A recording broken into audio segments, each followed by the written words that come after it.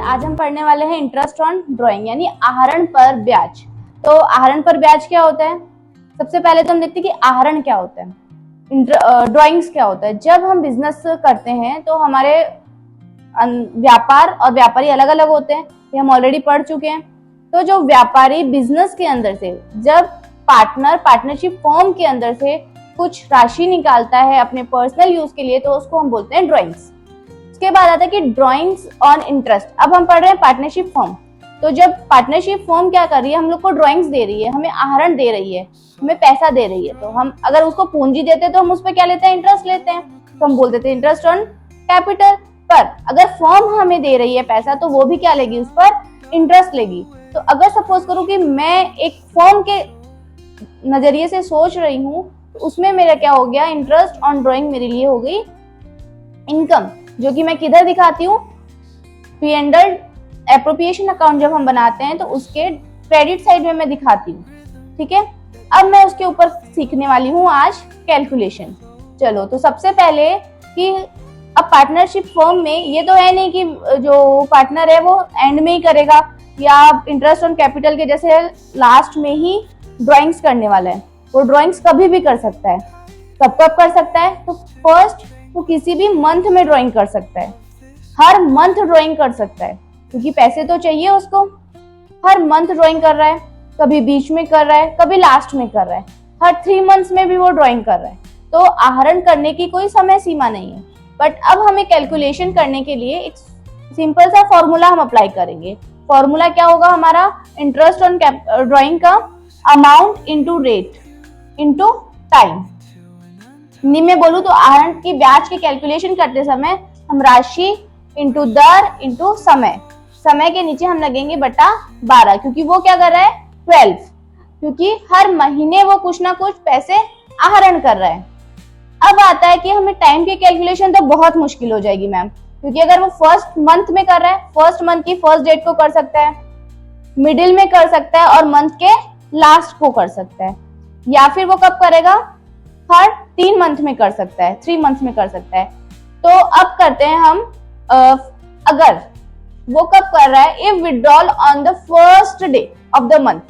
अगर पार्टनर क्या करता है, अपनी पार्टनरशिप फर्म से फर्स्ट डे को अमाउंट विड्रॉल करता है, तो उसकी मंथ कितने की कैलकुलेशन करेंगे?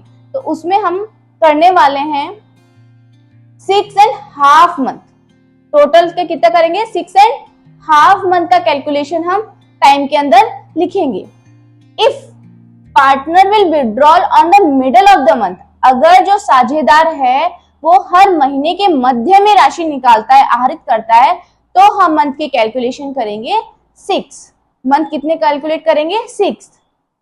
और अगर पार्टनर हर मंथ के लास्ट यानी 31st डेट या 30 डेट को अमाउंट एक निकाल रहा है, फिक्स अमाउंट, तो उसके टाइम पे हम मंथ की कैलकुलेशन करेंगे 5.5 मंथ।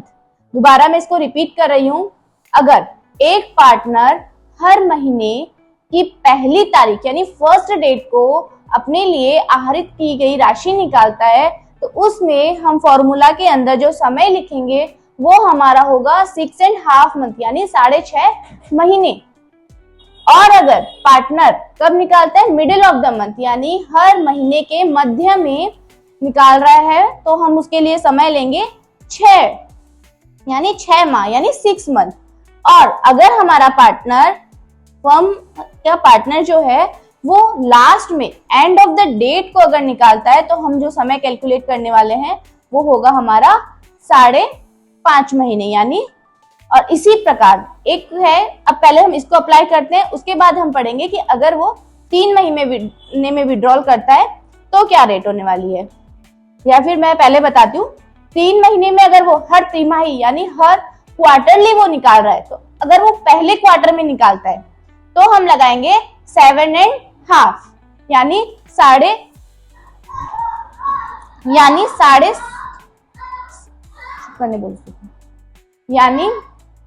7.5 महीने। अगर कोई पार्टनर 3 महीने यानी क्वार्टरली निकालता है, तो क्वार्टरली फर्स्ट क्वार्टर वो निकालता है तो होता है 7.5 महीने का लगाएंगे। और कोई पार्टनर निकालता है तिमाही के क्वार्टरली लास्ट में निकालता है तो हम उसमें महीने की कैलकुलेशन करेंगे 4.5 महीने। Is that clear? यानी 4.5 मंथ। तो हमने 5 इंपॉर्टेंट चीज देखी। गेट बंद करो, बहुत सारा एडिटिंग करना पड़ेगा।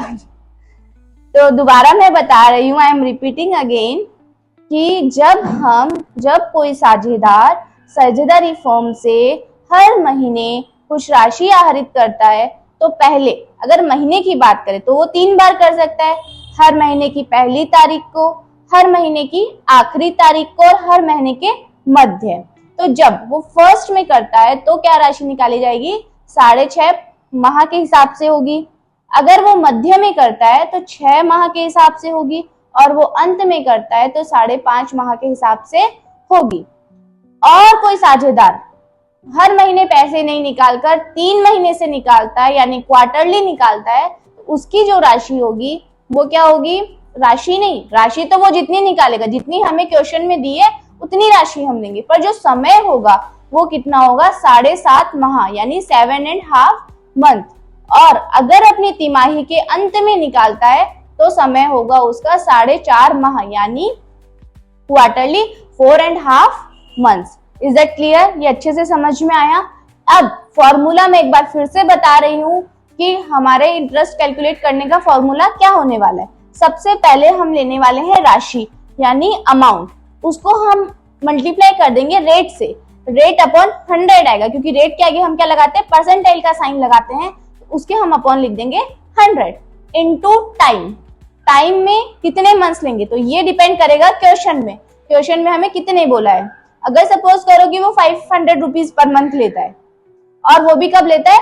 फर्स्ट टाइम, तो हम पहले ही टाइम को क्या करेंगे? मल्टीप्लाई करेंगे 12 से, क्योंकि वो हर महीने निकाले, पर मंथ ले रहा है, तो 500 मल्टीप्लाई बाय द 12।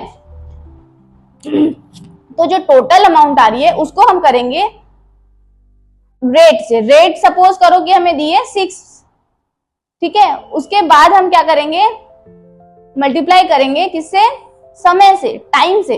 तो टाइम हम ऑलरेडी पढ़ चुके हैं, तो तुम्हें इसी प्रकार कैलकुलेट करना है। 5 चीजें एकदम दिमाग में बैठा लेनी है। फर्स्ट 6.5 माह, यानी 6.5 मंथ, जब वो फर्स्ट रेट को करता है। अगर वो मिडिल में करता है तो 6 मंथ, और वो लास्ट में कर रहा है तो 5.5 मंथ, यानी 5.5 महीने। अब अगर वो क्वार्टरली कर रहा है तो क्वार्टरली के फर्स्ट टाइम में कर रहा है, फर्स्ट मंथ में कर रहा है, तो 7 को हम मल्टीप्लाई कर देंगे रेट से, रेट अपॉन 100 आएगा, क्योंकि रेट के आगे हम क्या लगाते हैं? परसेंटाइल का साइन लगाते हैं, उसके हम अपॉन लिख देंगे 100 इनटू टाइम। टाइम में कितने मंथ्स लेंगे तो ये डिपेंड करेगा क्वेश्चन में हमें कितने बोला है। अगर सपोज करो कि वो 500 रुपीज पर मंथ लेता है, और वो भी कब लेता है? फर्स्ट टाइम, तो हम पहले ही टाइम को क्या करेंगे? मल्टीप्लाई करेंगे 12 से, क्योंकि वो हर महीने निकाले, पर मंथ ले रहा है, तो 500 मल्टीप्लाई बाय द 12। तो जो टोटल अमाउंट आ रही है उसको हम करेंगे रेट से। रेट सपोज करो कि हमें दी है 6, ठीक है। उसके बाद हम क्या करेंगे? मल्टीप्लाई करेंगे किससे? समय से, टाइम से। तो टाइम हम ऑलरेडी पढ़ चुके हैं, तो तुम्हें इसी प्रकार कैलकुलेट करना है। 5 चीजें एकदम दिमाग में बैठा लेनी है। फर्स्ट 6.5 माह, यानी 6.5 मंथ, जब वो फर्स्ट रेट को करता है। अगर वो मिडिल में करता है तो 6 मंथ, और वो लास्ट में कर रहा है तो 5.5 मंथ, यानी 5.5 महीने। अब अगर वो क्वार्टरली कर रहा है तो क्वार्टरली के फर्स्ट टाइम में कर रहा है, फर्स्ट मंथ में कर रहा है, तो 7.5 मंथ, और क्वार्टरली के लास्ट में कर रहा है तो 4.5 मंथ। अब एकदम इंपॉर्टेंट टिप्पणी बोल दो कि सूचना बोल दो, एकदम इंपॉर्टेंट है। अगर प्रश्न में कोई भी सूचना नहीं है, क्वेश्चन में हमें कोई इंफॉर्मेशन नहीं दी गई है, तो हम क्या मानेंगे? 6 मंथ। क्या मानेंगे? 6 मंथ। तो इसी प्रकार के और वीडियोस अगर तुम्हें देखने हैं या कॉन्सेप्ट समझना है तो तुम हमारी ऑनलाइन क्लासेस ज्वाइन कर सकते हो, और चैनल को सब्सक्राइब करिए ताकि हम अच्छे से तैयारी कर पाए। Thank you.